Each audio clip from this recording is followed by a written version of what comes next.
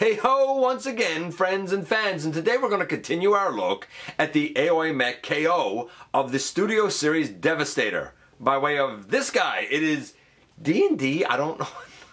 I don't know why there's another company name thrown in here. And this is the famous Devastator member, Devil Crab. Yeah, it's Devil Crab. We're going to dive into everything to do with this guy in the latest GotBot True review.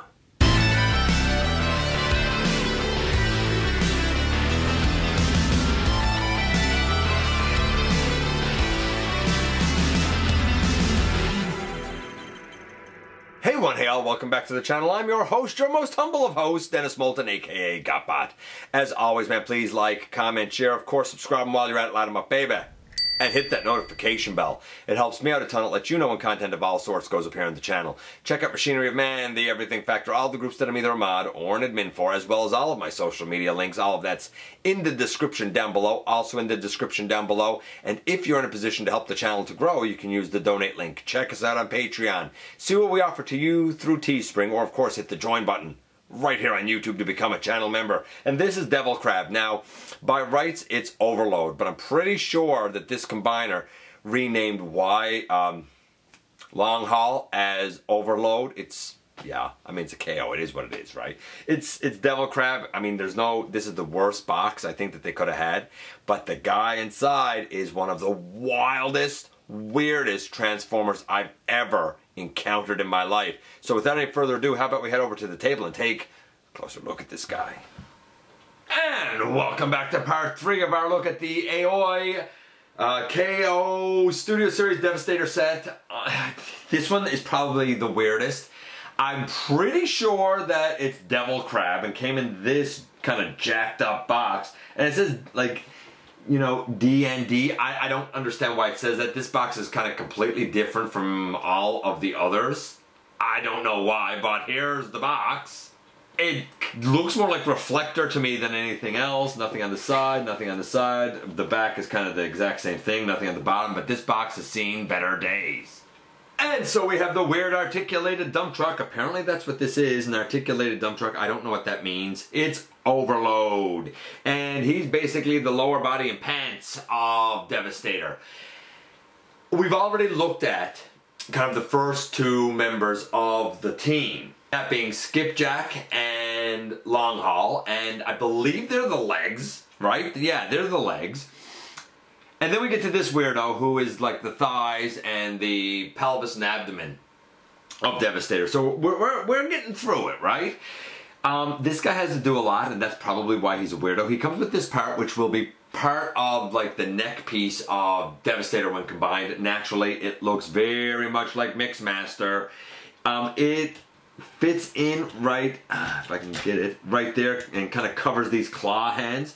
What we have is a little tab right there and a little tab right there. And next to the claw hands, we have a little indentation and a little indentation. By the way, if you wanted, these claws can also go folded down and tucked in underneath. So it's really up to you, but we're going to lay that aside. But before we lay it aside, even though I don't have any instructions or anything, we will look at it closer because it is kind of nice. What a beauty bunch of articulated detail, and I do like the green that's on it. I feel like the green is very bright, but it might be slightly muted from what's on the official one. But I don't know. I still like it. It speaks to me. So how does our boy here compare to the actual Overload? Well, first things first, all of the tires are different. I like these. They're solid. They don't have holes in them.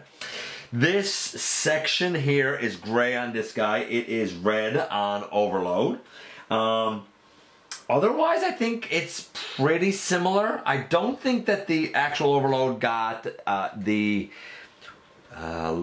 headlights picked out with paint or this little detailing of the ladder down there, if I'm not mistaken.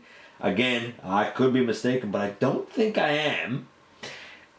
Yeah, just a few little extra bells and whistles detail. By the way, this is going to be like part of like Devastator's butt, basically. This is a weird one. I'm not even going to pretend that this isn't a weird one. It really is, and there's a fair amount to do with this guy to get him in his modes. So let's do the kind of combined mode first, and then we'll do the weirdo robot mode. I think, oh, by the way, he rolls tremendously well, so that's to his credit. I do think I like the breakup of all the sea of red a bit better here. But, I mean, that's a purely aesthetic thing. It has nothing really to do with anything. So, where do I begin with this weirdo? Let's begin with the back end here first. We bring this out, and then it should come... I feel like it should come all the way up. This way. Yeah. And then down. Because that's basically going to be like a hip, right? And then same here, it comes out. We got to turn it all the way up. And then that, yeah, that comes down. Like that, basically. And what is next? I think we're supposed to turn it next. Yeah. We turn it here, and we turn it here. And I'm really trying to figure this out as we go. This has to angle back, but before we do that, we have to do something here with the claws first. Hold on. Yeah, we have to pick the claw off. And I'm just going to pick those off and bring those out. The claws tab in with this circular peg here, but it's 2 holes to it. See if I can show it. Don't know if I can. There's a lower hole and an upper hole. I don't know if you can see that. There's 2 holes here. So we have to untab that first so that we can bring this back. And after we bring it back, there's a little stabilizer in here that comes out to hold that back. And same thing here, a little stabilizer will come out to hold that back. Then we should be able to fold this back in and fold this back in, and when we do so, bring the claws in and bring the claws in, and using that little tab, again, we go into the other circular hole that we weren't in before. Bring that in, bring that in. And yeah, so we got the very lower part done. Then we have to deal with the upper part, but before we do that, we can open out these sections, and we will next lift that piece up, and pretty sure we split this and just have it out to the side, and then this whole piece kind of comes up over, but we gotta pick this up, yeah, and slide it along, and then it goes down. And then all of that should come up over. I'm not gonna lie, this slider does not feel very good, but I think that's it that we're supposed to do for his combined mode. Obviously this is sideways. I'm gonna stand it up and back the camera up so we can see it a little bit better. Now before anybody points it out, I call it the pelvis, can like move, and it's supposed to come forward and move back depending on the mode you're in. I don't really find the pelvis on this guy moves, or if it does it automatically, and I don't notice it. So if it did it, I know it's a, you know, speaking wise, it's a step I skipped over, but I'm okay with that because I don't know. Like I don't notice that I do it. Let's put it that way. So yeah, there you go. This is it. Can you move? No, you can't really move that up, not right now. I thought you could. Maybe you can, and I just don't know what I'm doing. That's possible too. Remember, I am trying to deal with this. So we're going to go to the robot mode, I guess, next. So we're going to start here, and I'm going to do this now, because if I don't do it now, I'm not going to be able to, like, I'll forget about it later. I know me. That whole thing there comes out. This goes back, and it should go down over? I thought that went down. Oh, no, this comes all the way up is what should happen. Yeah, that should go all the way up. Maybe not yet. I love doing this stuff with no, what's the word I'm looking for, with no instructions. That makes my day. Okay, so let's start here then. This comes up. The whole kind of pelvis piece sort of comes forward. This goes back. This comes down. This comes down. This is a little knee piece. This is a little knee piece. This whole section here should be able to untab and rotate up, I think, on the hip. And then we fold down the foot and we fold this piece up. And then over here, this whole tire piece folds like up on the thigh. We fold out a foot, we fold up the side of the foot. Now at least the guy is able to stand up because his legs are done. Ooh! And he fell over, but that is my fault. I'm going to readjust things so that we can deal with the rest of him a little bit easier. And now with him stood up, we can deal with this backpack that I was trying to deal with earlier a little easier. There is a smokestack, I'm going to say, that goes into a peg hole up here. There is a rectangular peg that's supposed to go into a little notch up right there. But I find on the KO that doesn't really want to go in the notch, and honestly the whole plastic of this canopy section doesn't feel the best, so I should be able to bring that up and peg that in. This should come forward, and it's basically supposed to tab in there and be over his head. Kinda, sorta. It's probably gonna flop back at the moment because I don't have it pegged in there because I'm afraid if I do, I'm gonna break it off. This, I don't like the feel of. It's wiggly, it's just, it doesn't feel good. The rest of the plastic feels great on the guy. Heavy ratchets here on the arms, basically. And we can, by the way, put that piece in, put that piece in. And we had this a certain way for the legs, but we need to move it a little bit for the arms. Yeah, like that. And we do the same thing on the other side, as best as I can figure anyway. So we rotate this down using the heavy ratchets. We angle it up. We should be able to turn that piece like that. We should be able to turn that piece like that. Man, what a weirdo. What a weirdo this guy is. Oh man, push those tires back out of the way. And then we can bring down the arms. So first we have this claw arm type of thing. And then we have this one that extends out and down. I feel like you're able to turn that one. And then over here, same thing. We take the claw arm and sort of bring it out. And then this one comes down and around. And, ooh, buddy, boom, in the end here. Doesn't like to stand up the best. I'm not going to lie. I wish they'd done something better with heel spurs on the guy. But in the end, boom, basically, here we have the weirdo with forearms known as Overload in his robot mode.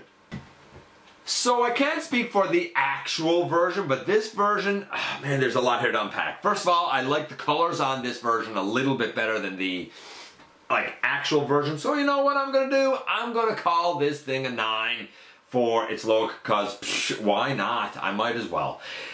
Then we get to the transformation. There's a lot going on here. I like the vehicle mode.